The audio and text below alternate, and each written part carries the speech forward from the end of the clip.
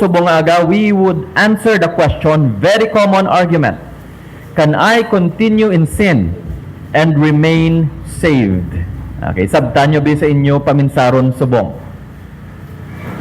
Pwede lang ay hanbala nga makapadayon ako sa pagpakasala kag maluwas lang ako giyapon. Ang argument sounds logical in the surface, right? Daw tsak tuno, because critics of eternal security argue that if salvation cannot be lost, then a person could live in sin, even commit murder, and still remain saved. Kadto ko sa isa ka forum, kag may nag-post about eternal security, that we are secured in Christ.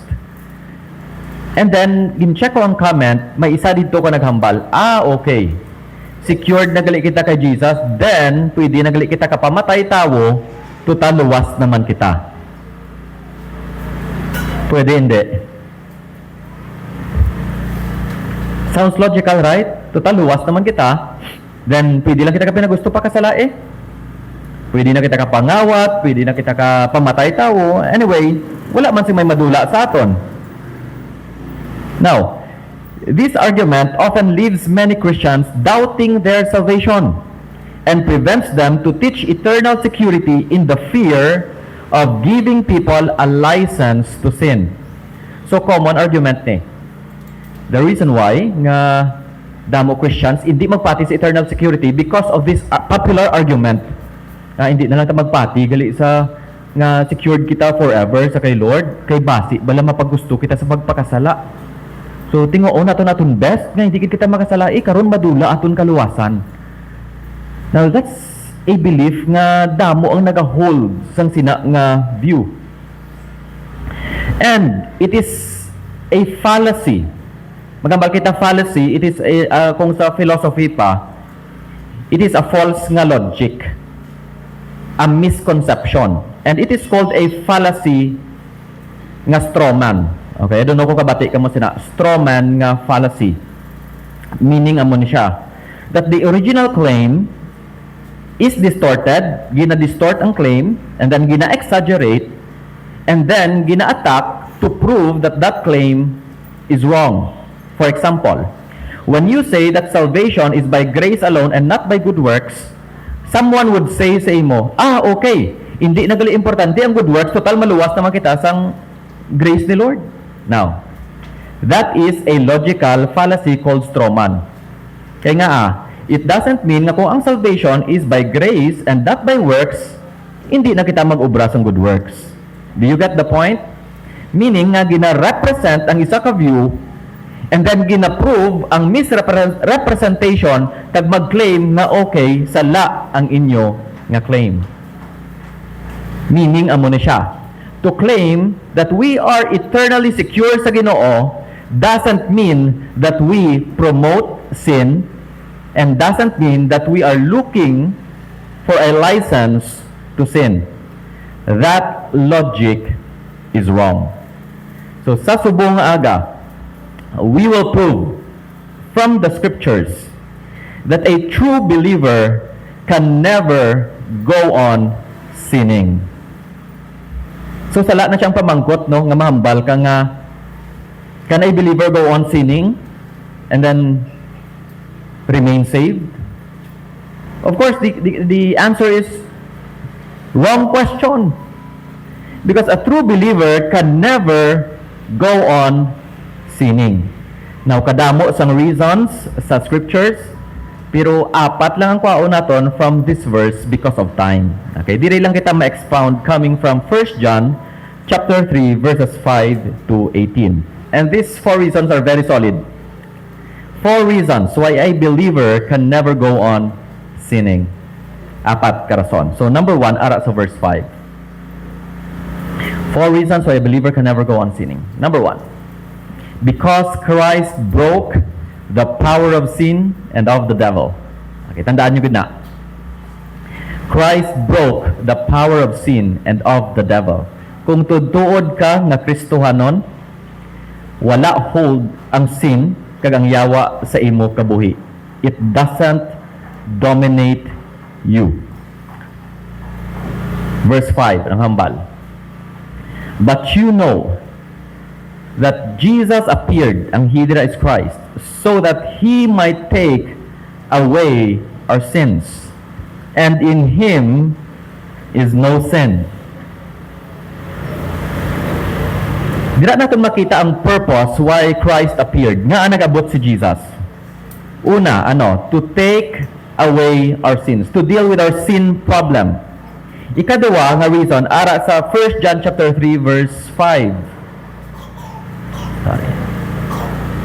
The reason the Son of God appeared was to destroy the devil's work. Okay, so tandaan lang ninyo ha. To answer the question, why did Christ come? Dua ka reason. To destroy sin and to destroy the power of the devil. The power of sin and the power of the devil. Okay, regarding sin, Jesus Christ came to free us from two things. Number one, the penalty of sin, and number two, the power of sin. John 8.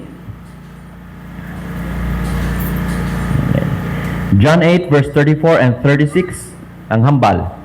Everyone who sins is a slave to sin. So if the Son sets you free, you will be what? Free indeed. The word indeed there means for sure. And Christ came to set us free from sin.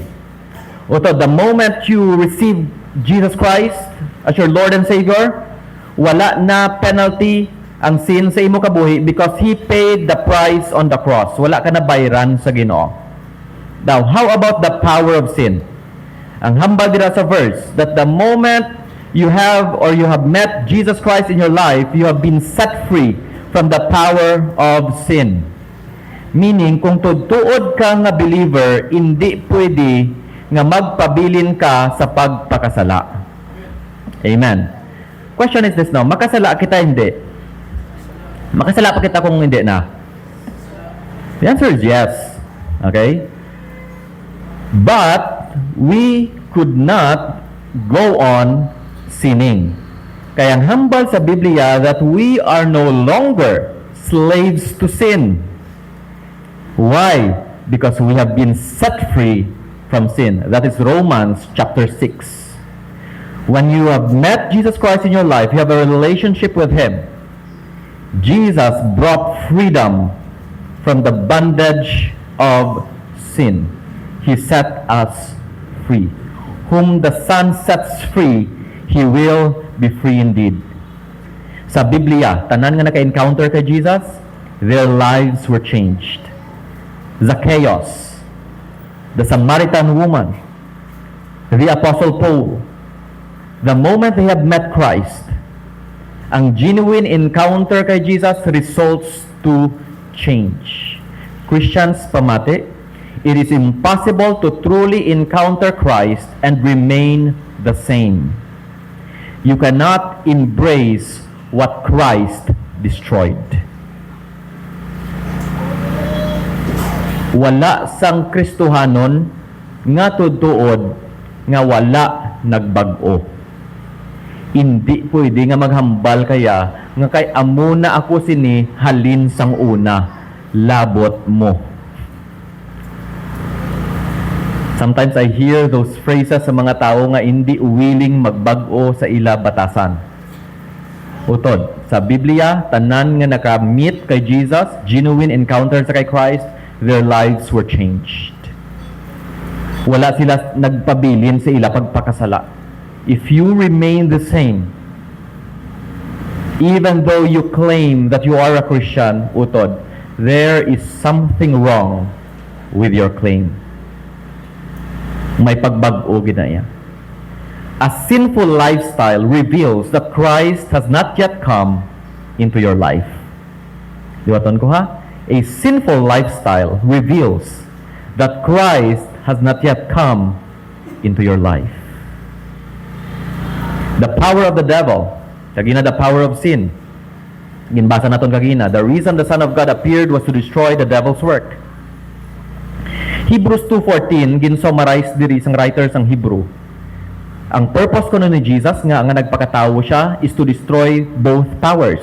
Again, the power of sin and the power of the devil. Ano nga ba sa Hebrews 2:14? Since the children have flesh and blood, He, referring sa kay Jesus, too shared in their humanity, so that by His death, He might break the power of him, that is referring to the devil, who holds the power of death. So, ang hambal sa verse, nagpakatawo kuno si Kristo para gubaon, i-destroy ang power sang yawa. Kag ano kuno ang power sang yawa? It is death. 1 Corinthians 15, the sting of death is sin. Meaning, ang gahom kuno sang death, sala. So, meaning, amo ni siya. Nga si Jesus nag-abot to destroy the power of death, and because He destroyed the power of death, wala nagahom ang yawa sa aton because the power of Satan is sin and death. Do you follow? Ga-follow lang wala. Okay. Apos lang intindiyon, hindi. Liwaton ko ha. Christ came to destroy two powers. Ang power kuno ni Satan is death. So Christ came una to destroy death, and because Christ destroyed the power of death, therefore Satan has no power. Amen. The power of Satan is also destroyed. Amo ni siya botang balon. In simple terms, sin and Satan has no grip over the lives of God's children. We are no longer a slave to sin and of the devil. Tandaan yun na ninyo. Na kung tutuod ka nga Kristohanon, hindi ka na under sa dominion sang yawa. Ang imo life, hindi ka na identified sa sinful nga lifestyle, hindi ka na identified sa ginaobra sang kalibutan, kag hindi ka na identified sa gahom sang yawa. You don't belong to darkness anymore. You don't belong to the dominion of Satan. You belong to the dominion of the Lord Jesus Christ. So, number one reason, Christ broke the power of sin and of the devil. Therefore, it is impossible for a Christian to remain in sin and to be enslaved by Satan because Christ destroyed both powers. Amen? Number two, apat lang man eh. Ara kita sa verse 6 to 13. Okay, please follow. Number two reason is this, because you are born of God. Nabata ka sa pamilya sang Ginoo. You are born in Christ and of the Spirit. 1 John 3, 6 to 13 ang hambal. Please follow sa inyo mga Bibles dira. No one who lives in Him keeps on sinning. No one who continues to sin has either seen Him or known Him. Dear children, do not let anyone lead you astray. The one who does what is right is righteous, just as he is righteous. The one who does what is sinful is of the devil, because the devil has been sinning from the beginning. The reason the Son of God appeared was to destroy the devil's work. No one who is born of God will continue to sin, because God's seed remains in them. They cannot go on sinning, because they have been born of God. Verse 10. This is how we know who the children of God are and who the children of the devil are. Anyone who does not do what is right is not God's child, nor is anyone who does not love their brother and sister.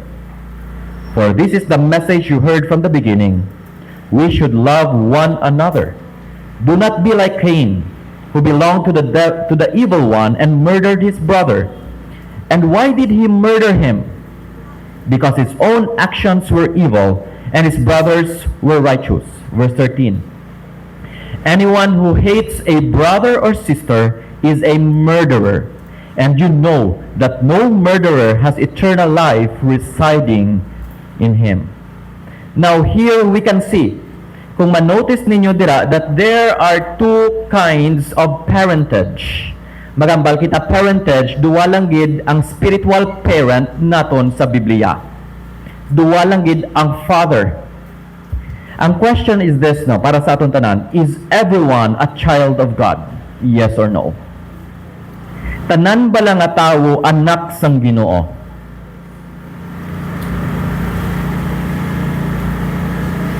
Okay, please think. Tanan ba lang nga tawo anak sang Ginoo? Based sa verse, the answer is no. Sorry to say. It is so sad, no, nga kung may mapatay bala nga loved ones nimo, tanan nga tao ga assume nga diretso lang ang kalagyan sa langit. Di ba la? Especially kung sikat. Sang napatay si Kobe Bryant, tanan nga tao ga assume nga rasa sa langit kay may mga photos nga may halo siya. And there is no record, by the way, sa Bible nga kung mapatay ka may ring ang imo ulo. Okay. Sa Dragon Ball sa muna eh. So that's wrong. That's a wrong idea. No, not everyone automatically goes to heaven. And a lot of people assumes na kung mapatay ang ilang loved ones, they are in heaven. Christians, I hope you don't hold that view. Kay nakita ko sa mga subuan ako, no? Kay even makita ko nga unbeliever ang ina nga tawo, wala gid sign. Pero damo pala Christians gahambal, see you in heaven. Utod. Siguro isa sa mga error naton is that we assume that all people go to heaven. Wrong. The Bible is very clear that there are two kinds of spiritual nga parent. Duha lang gid. Makita naton dira sa verse, it's either that you are of your father, the devil, or you are of God. So duwa ka bilog ang aton tatay spiritually. Una, Yawa. Ikaduwa, ang Diyos. Pamangkot, sino tatay mo? 1 John 3:10. Ano nga badra? This is how we know who the children of God are and who the children of the devil are. So very clear. Duwa ka bilog ang parent. Anyone who does not do what is right is not God's child, nor is anyone who does not love their brother and sister. Very clear. Can you know kung sino tatay mo? Yes or no? Ano nga ba sa verse? This is how we know. Meaning, mabalaan mo gali kung sino tatay mo, don't assume. Nga anak ni Lord ayon. Ang pamangkot, paano mo mabalaan? Ano nga ba sa verse? Arya, sa school, kung magpasaway ang bata, anong una ginapamangkot? Kung dungol ang bata, anong una ginapamangkot? Sino tatay mo? Hindi sino nanay mo, ha? Kay even ang nanay, kung magpasaway ang bata, si tatay gyapon ang ginabasol. Kag si ugangan. Ilaw-law lang. Okay. Tanan nga sila aras laki. Narya. Nga mo na. Because you can trace kung based actions ng bata kung sino ang iya tatay. Ang hambal dira, we can know kung sino ang aton tatay based sa aton action. Again, kung ang works nagareveal kung ano ang nga klase faith ang ara sa aton, the same is true with our relationship with God, with our parentage. Meaning, mabalaan ko kung sino ang imo amay based sa imo gawi, based sa imo character, based sa imo actions. Now, check your actions right now. Check your lifestyle. I'm not saying if you hate, and if you sin, then automatically, hindi ka na anak ni Lord. Wrong. Okay? Ang gina-refer diri, by the way, is sinful lifestyle.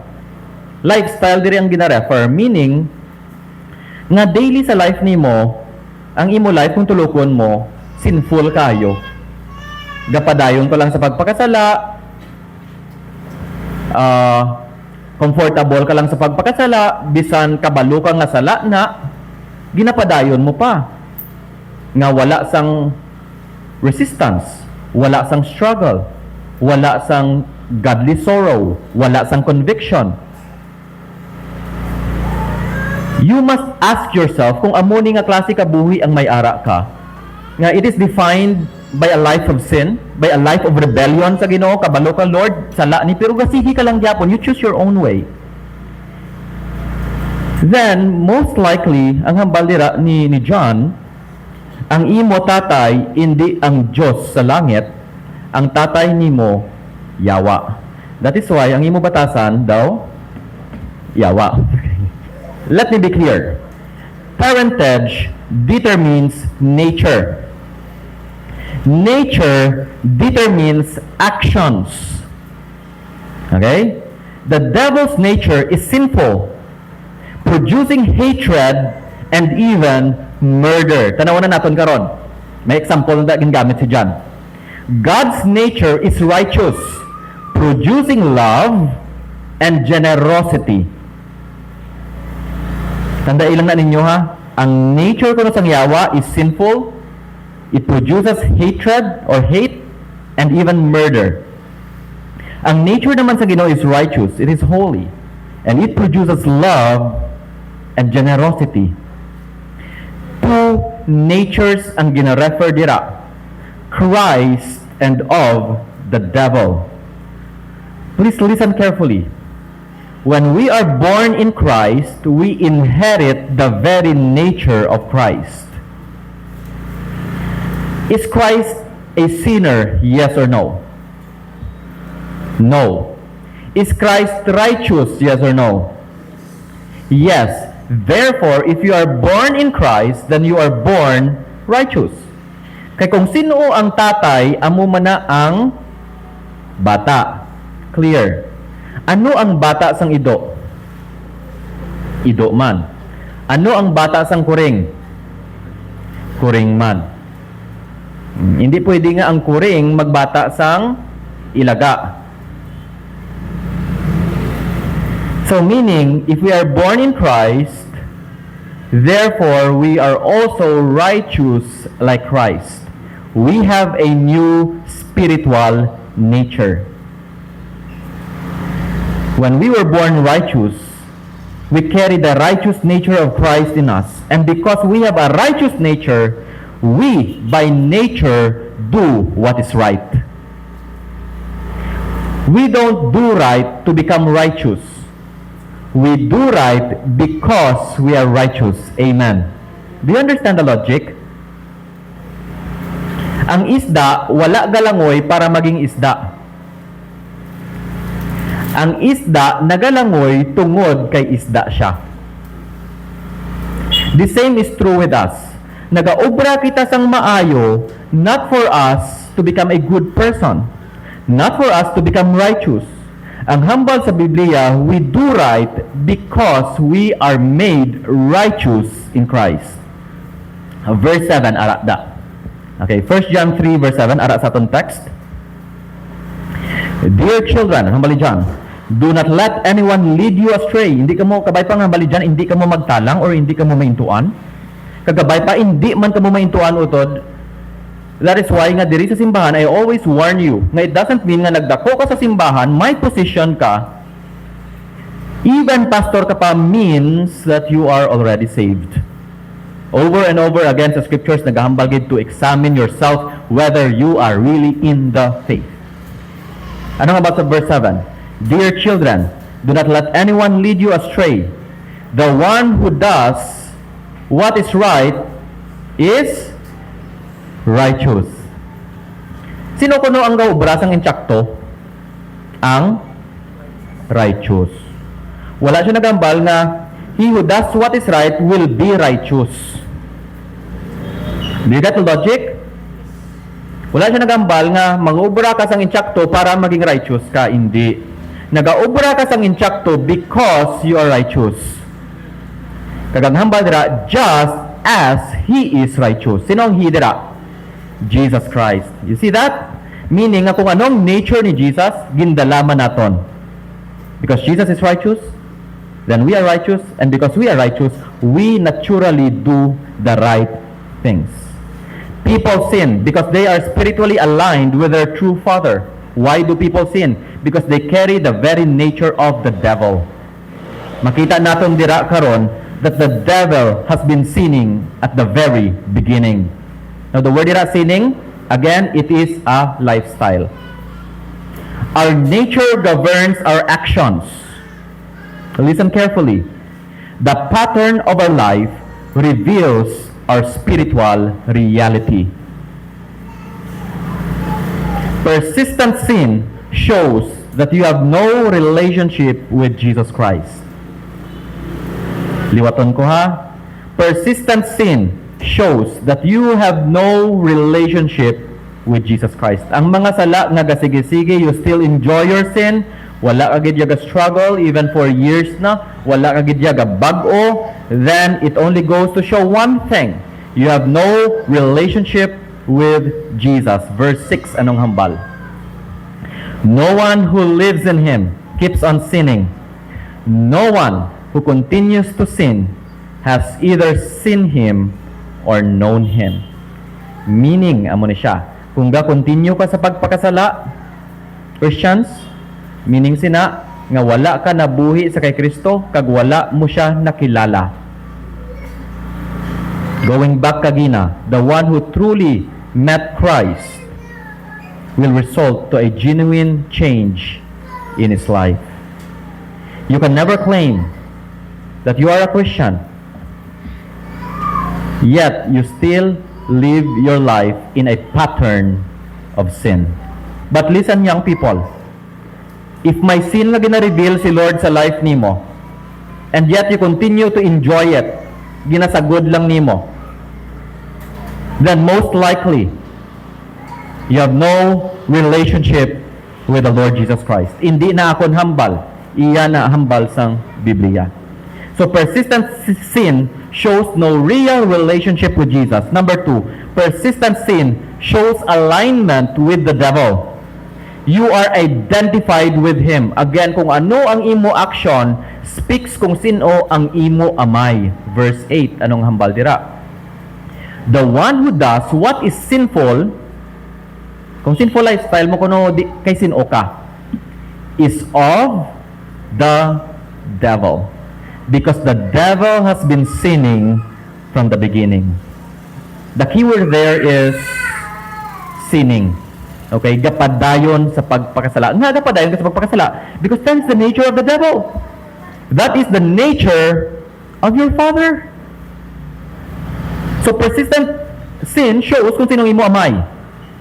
Number 3, persistent sin shows that you are not truly a child of God. Verse 9.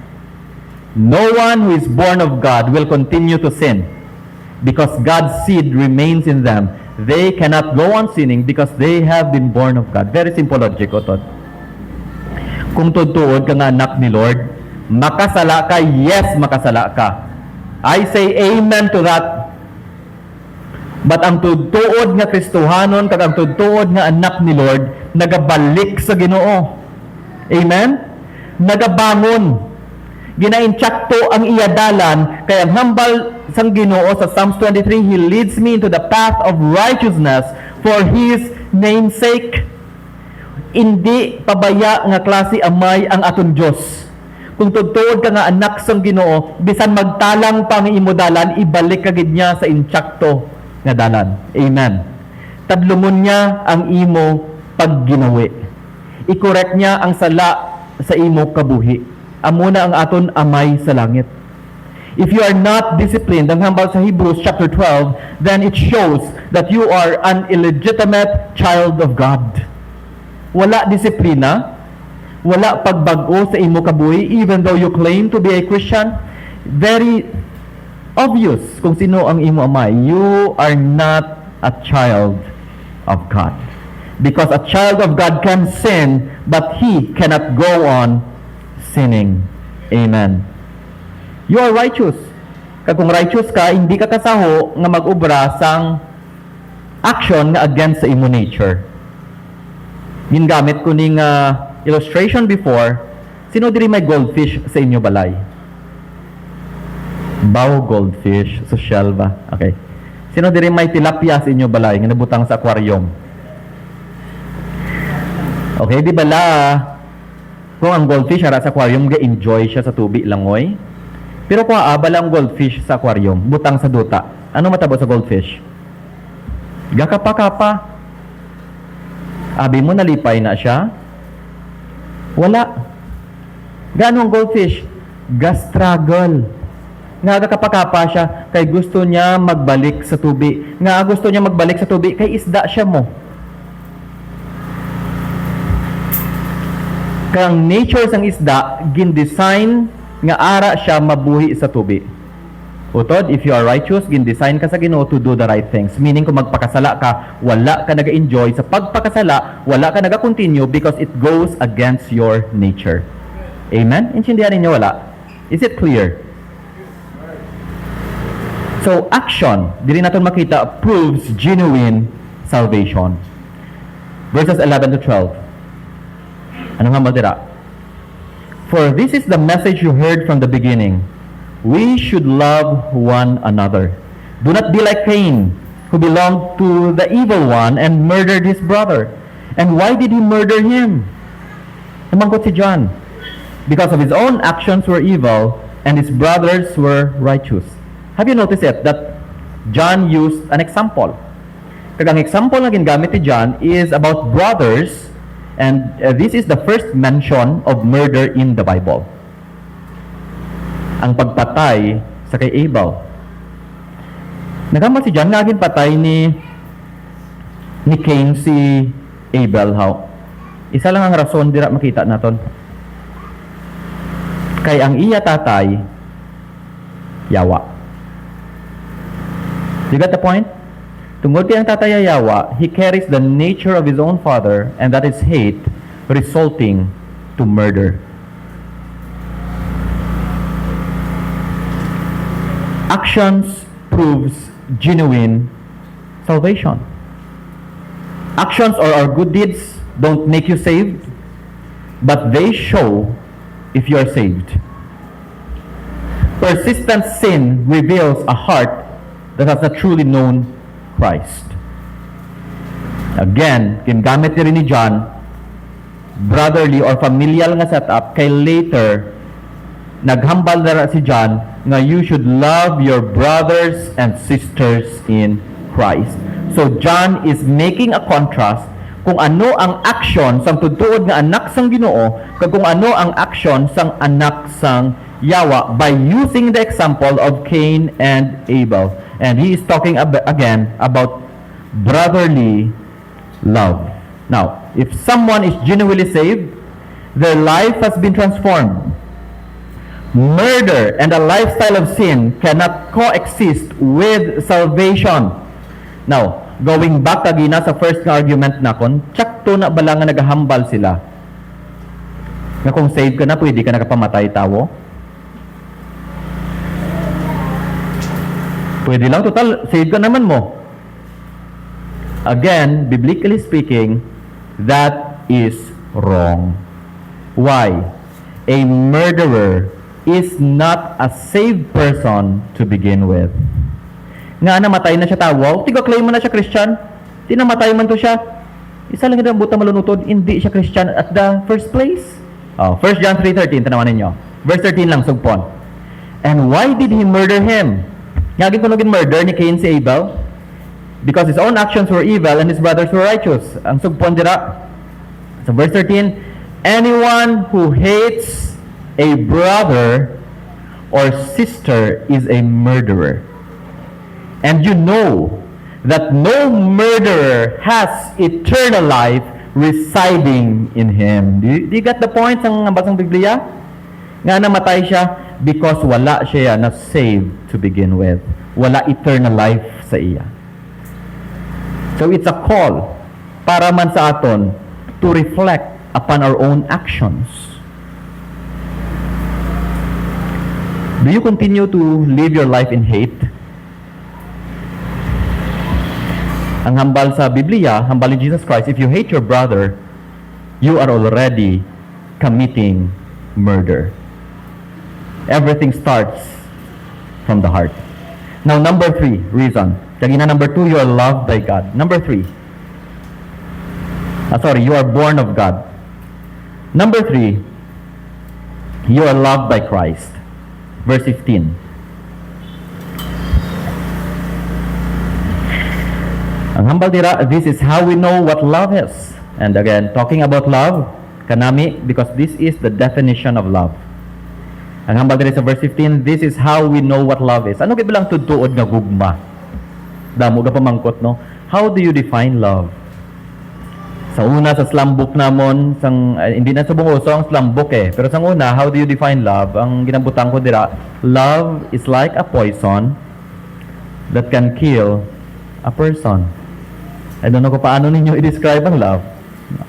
Pero ang definition ng love is this. Ano ko nang baldira? This is how we know what love is. Jesus Christ laid down His life for us. Hindi na kita makangita sa true love. Ang true love, ara kay Jesus. Amen? Kagang baldira, and we ought to lay down our lives for our brothers and sisters. The reason why we are able to love others, it's because we experienced the love of Christ. Jesus loves you. Jesus Christ laid down His life for you. Lay down means He gave His life for you. Christ demonstrated what God's love is. Kung ano kaplanggas ang Diyos nga amay. His death on the cross was a demonstration of God's love for us. So never ask yourself, no nga, ano man, palangga ako sang Ginoo. Because sometimes we doubt God's love for us. Now, the moment you doubt God's love for you, diin ikaw makadto, diin ikaw matulok. Ang hambal sa isa ka song, lest I forget Gethsemane, lest I forget your love for me, lead me to Calvary. It is on the cross of Jesus Christ where the love of God is demonstrated.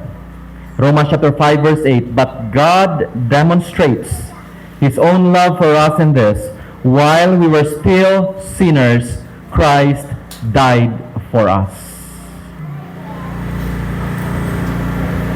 If the time comes nga mag-doubt ka sa gugma sang Ginoo because of severe trials sa imo life, fix your eyes on the cross of Christ. Balik ka sa Calvary. Lord, please lead me to Calvary.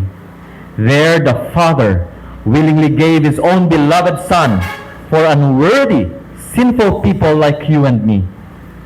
There the Son of God laid down His life for His Father's enemies, offering peace and reconciliation.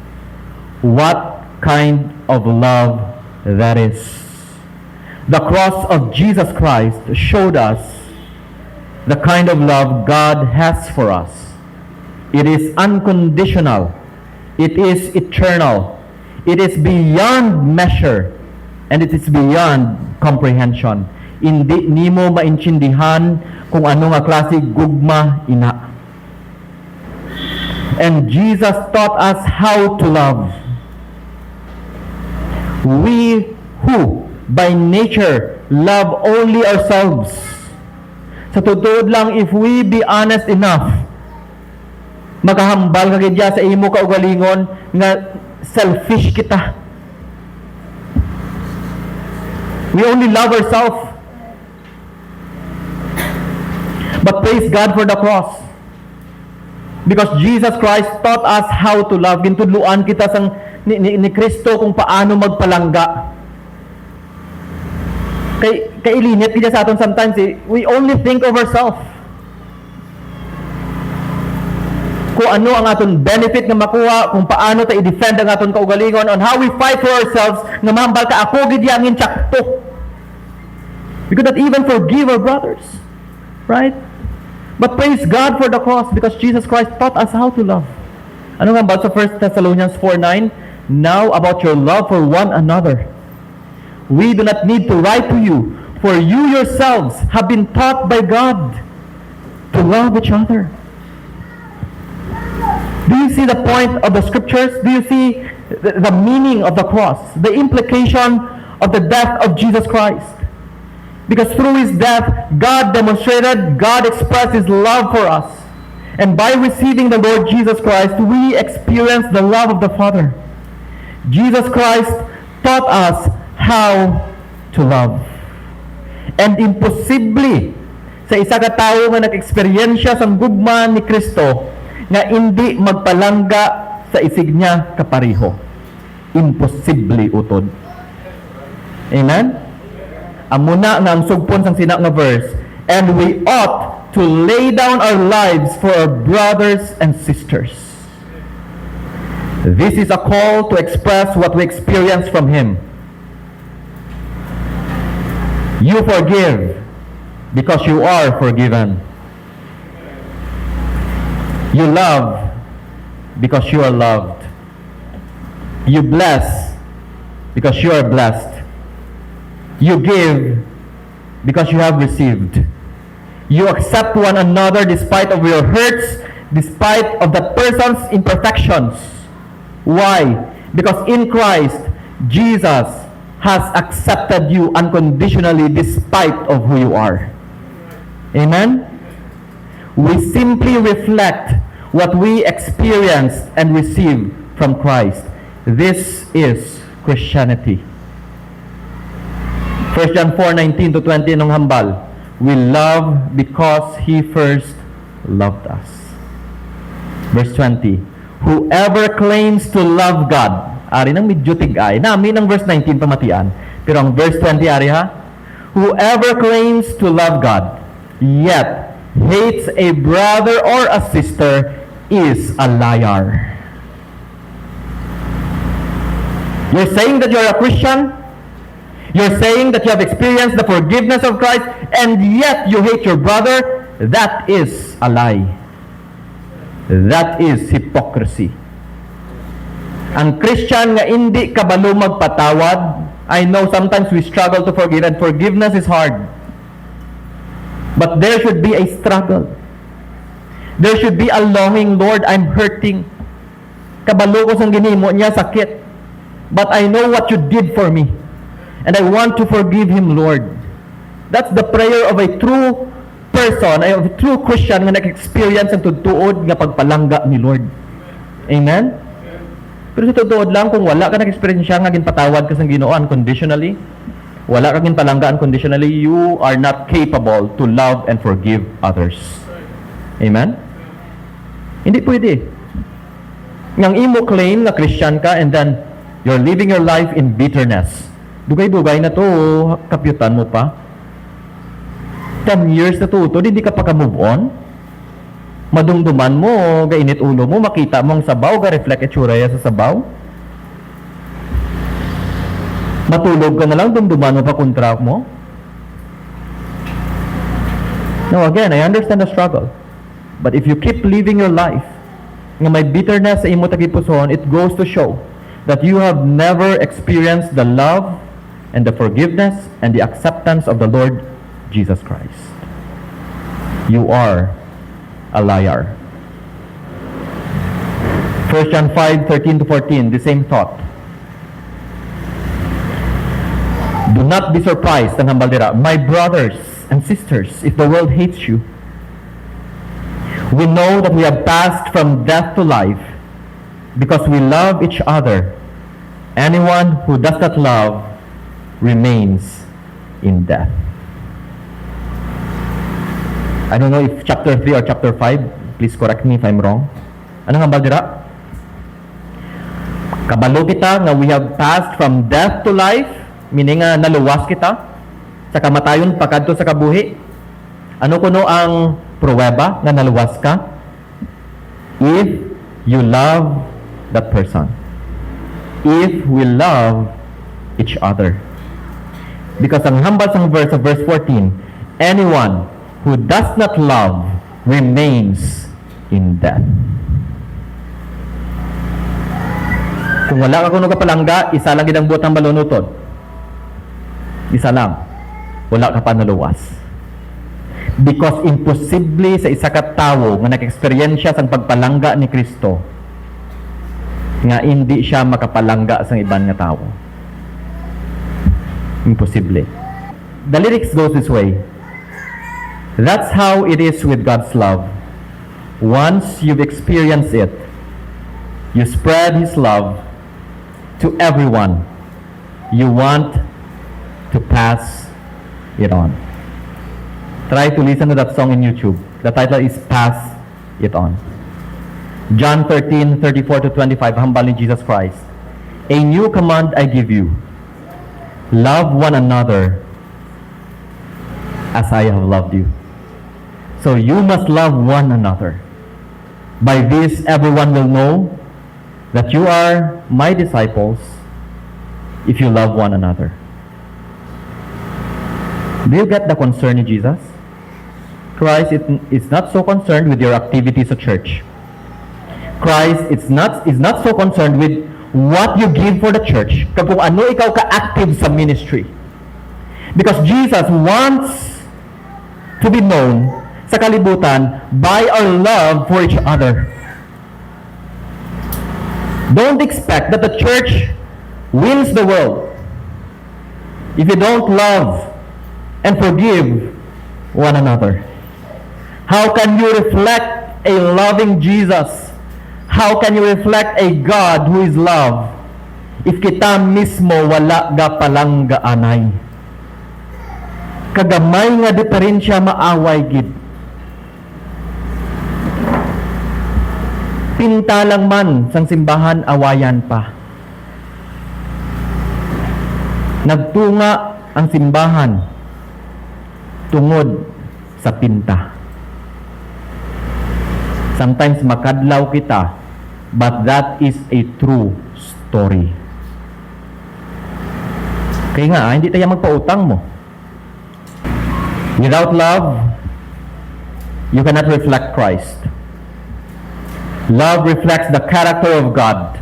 Hatred reflects the character of the devil. To give and sacrifice for others is Christ-like. To hate and to take from others is devil-like. If your life is marked by hatred, anger, bitterness, unforgiveness, hurt, and self-centeredness, it may be time to examine whether you are truly saved or not. Kung ang imo kabuhi, bilog mo nga kabuhi, you're always hurt. You're always angry. You're always bitter. Hindi kaya kabalo magpatawad. You're always self-centered. You think that the world revolves around you. Damo ka kadramahan sa kabuhi. Pero may ka lang ikapautwa sa Facebook. Pabati-bati. And mag-post, gapray ka Lord, kabay pa makita niya ang post ko kay Shagid na. Kulang na lang itag mo. How can you live a life of hurt and of bitterness and unforgiveness and anger? Always ka lang may anger issues. Tanan nga tao nga gaupod sa imo gatihin, gatikang kay nga basi maakig ka, basi mo offend ka. You're always offended. Now you say sa akon that you are a Christian. Now you claim that the love of God is in you. Although there is something wrong with your claim. There is something wrong with a life that is marked by anger, by bitterness, by unforgiveness, by self-centeredness, na tanan na lang galibot sa imo ang kabuhi nimo. You know what? On the cross, while Jesus was in extreme pain and shame, bruised and battered, betrayed, you know what he cried? Jesus did not cry, I'm right, you're wrong. What did he cry? He cried, Father, forgive them, for they do not know what they are doing. This is the kind of love that Jesus loved us. Amen. Now, if you have experienced His love, it is impossible to love God, not to love God and others. Amen? Last, diri kita ma-end. Verse 17 and 18. God's love is in you. Ara kuno ang gugma sang Ginoo sa imo. Ano ba sa verse 17? If anyone has material possessions and sees a brother or sister in need, but has no pity on them, how can the love of God be in that person. Grabing argument. This is the point ni John. If anyone has material possessions and sees a brother or sister in need, but has no pity on them, ilunggoon na kon. Kung nakita mo kuno, ngang imo utod sa Ginoo may kilangnan, he is in dire need, tapos wala ka lang man kabatsyag sang kaluoy, bisan kaluoy na lang, ano hambal ni John? How can the love of God be in that person? How can you say nga ara ang gugma ni Lord sa imo? Kung may makita ka nga ng indeed, wala ka gid ka batsyag. You know that it is a privilege to help others, amen? Pribiliyo mo na. And that shows, by the way, that you are growing in Christ. The more you grow in Christ, the more you become loving. The more you become generous. You don't give out of necessity or responsibility. You give out of love. Amen. Because that love is in you. A life that refuses to love others is evidence that God's love is not present in that heart. No love for others means no love from God within. Butang balonutod, if you don't have the capacity to love, wala ang gugma sang Ginoo sa imo tagipusoon. We are not only born in righteousness, we are also born in love. In other words, God's righteousness and God's love dwell in us. Kung manotice ninyo kagina sa verse, kinahambal, you cannot go on sinning because God's seed is in you. Ano ina nga seed? Seed means life. And kay sino ina life? That is the life of Christ. And that life is a life of righteousness and love. Because Jesus is both the righteousness of God and the love of God. When Jesus is in you, you will do right. When Jesus is in you, you will love. Because you have experienced that love, and that love is in you. Amen. Do you understand the gospel? 1 John 4:7-8. Beloved, let us love one another because love comes from God. Everyone who loves has been born of God. Kita ninyo? Has been born. Na bata sa pamilya sang Ginoo and knows God. Whoever does not love does not know God, because God is love. That's the essence of God. You see that? When you have Christ, you have God. When you have God, you have love residing in your heart. It means that you have a loving nature. Ano na nature ng Ginoo? God is love. That's the nature of God. Now again, going back again sa parentage, you inherit kung sino ang anong qualities ang imo amay. Because God is love, you are also loving. Anong qualities ng love? 1 Corinthians 13. Love is, come on, patient. Question, are you patient? Are you patient? Yes or no? Or akig perme? Pangakig lang obra mo. Love is kind. Are you kind? It does not envy. Hisaon ka? It does not boast. Hindi bugalon. It is not proud. It does not dishonor others. Pero ikaw ya, panghikay lang obra mo, panuya lang obra mo, diferensya sang tao nakita mo, there's something wrong. Utod. Maybe the love of God is not in you. Ano pa rin ang gugma? It is not self-seeking. Hindi lang iya ko galingon ginapaminsarya, kundi ang iban nga tao. Mabalaan mo gidya kung tutuod nga Kristiyano ang isa ka tao ka nag-claim sa tutuod nga Kristiyano, hindi lang iya ko galingon ginapaminsarya. Sometimes gamba kita bala ka mo da, basta mo ko na yung labot nyo. Ga-reflect bala na sa Ginoo? Ga-reflect bala na sa kay Kristo? Ga-reflect bala na sa amay mo sa langit kung mag-amo kasi na? That's not love. Amen? Medyo tigaan yung message. But dina-interpret ko lang man kung anong hambal sa scriptures. It is not self-seeking. It is not easily angered. Gamay nga tingki akig. Ay, kung permi ka na lang akig, dasig ka na magtigulang, kag dasig ka na magmasakit. Oh. Tanawan na ang wrinkles mo, ga-layer na. Kaya nga, permi gasantik ang imo kilay. Akig mo. A person that is full of love is not easily angered.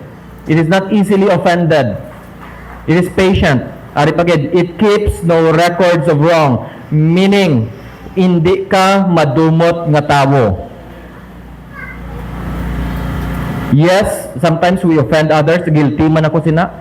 May sala man ko. Pero ang pamangkot, can you easily forgive others? Tanan kita, one way or the other, we have hurt each other. Amen? Hindi kita perfecto eh. Pero kung ikaw yan, na-offend ka, until now, offend ka man gyapon, dugay-dugay, na to kagamay lang man tani nga butang offended ka gyapon, again, there's something wrong with your salvation. Because love keeps no record of wrong. Love does not delight in evil, but rejoices with the truth. Ari yang people pamati. If you keep holding on to wrong relationships, even though you know that it is not from God, listen carefully. Maybe, just maybe, you're not of God. Kaya ang tuod nga gugma does not delight in evil, but rejoices with the truth. Meaning nga wala ka nalipay sa pagpakasala, nalipay ka sa pag-ubra sa intsakto. It always protects, always trusts, always hopes, and always perseveres. And love has to be demonstrated, and this is where we will end. Verse 18. Dear children, let us not love with words or speech, but with what? With actions and truth. Ang gugma, hindi lang noun. It is both a noun and a verb. Love has to be visible. Love has to be demonstrated. Ginset na sang Ginoo sa aton example. When God said in His Word that He loved us, He demonstrated that love by giving up His own Son. And Jesus demonstrated that love by giving us His life on the cross. And following the same principle, hindi kita maghigugma lang sa aton bakba. Hindi. Love has to be translated in action. If it is not translated into action, it was never genuine love to begin with. A person cannot claim to love God while hating those whom God loves. Limutan ko ha? A person cannot claim to love God while hating those whom God loves. Dear children, let us not love with words or speech, but with actions and in truth. I hope that you are blessed with a message. Shall we pray?